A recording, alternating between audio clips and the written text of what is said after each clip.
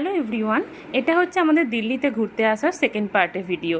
তো ফার্স্ট পার্টটা তো এর মধ্যে তোমরা অনেকেই দেখে নিয়েছো, তো যারা দেখোনি তারা কিন্তু অবশ্যই আমার চ্যানেলে গিয়ে দেখতে পারো। তো আগের দিন তো তোমরা দেখলেই আমরা হোটেলে চলে এসেছিলাম, আর এখন আমরা দেখো আমাদের রুমে চলে এসেছি।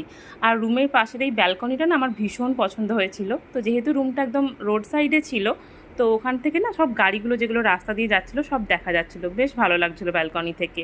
তো যাই হোক, সেই দিন বিকালে আমরা আর কোথাও ঘুরতে যেতে পারিনি, এত টায়ার্ড হয়ে গিয়েছিলাম। তো এসে একটা টানা লম্বা ঘুম দিয়েছিলাম।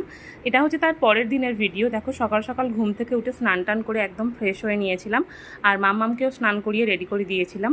এবার আমি মাম্মামের জন্য কিছুটা খাবার বানাবো। মাম্মাম না এখনও বাইরের খাবার ঠিক মতো খেতে পারে না, মানে খায় অল্প স্বল্প, কিন্তু ঝাল খাবারটা তো খুব বেশি খেতে পারে না। তাই ওর জন্য আমি হোটেলেই খাবার কিছু বানিয়ে নিচ্ছিলাম। তো বাড়ি থেকে আমি বেশ কিছু সবজি, চাল, ডাল সব কিছু নিয়ে এসেছিলাম, আর নিয়ে এসেছিলাম একটা মাল্টিপারপাস ইলেকট্রিক কেটেল। তো এটা আনাতে না আমার সত্যিই ভীষণ উপকার হয়েছিল। তো ওর জন্য আমি এখানে একটু খিচুড়ি মতো বানিয়ে নিয়েছিলাম। তারপর খাওয়া দাওয়ার পর দেখো এইখানে বিকালের দিকে আমরা কিন্তু একটু ঘুরতে যাব বলে রেডি হয়ে বেরিয়ে পড়েছি।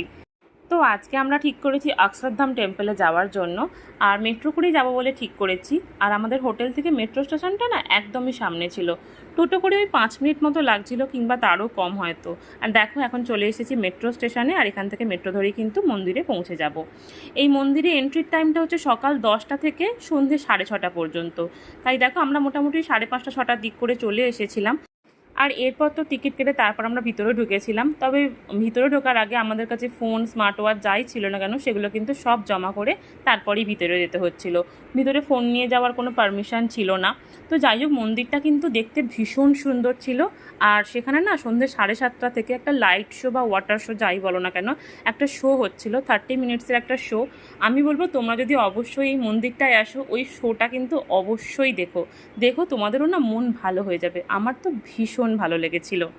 আর মোবাইল নিয়ে তো ভিতরে যাওয়া যাচ্ছিল না, তবে ওখানে ক্যামেরাম্যান ছিল, তো ওখানে না ফটো তোলার ব্যবস্থা ছিল।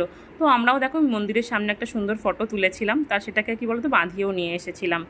ওই শোটা কভার করে মন্দির থেকে বেরোতে বেরোতে আমাদের অনেকটাই সন্ধে হয়ে গিয়েছিল, আমরা নতুন কোনো জায়গায় যেতে পারিনি। তো চলো আজকের মতো এটুকুই, বাই।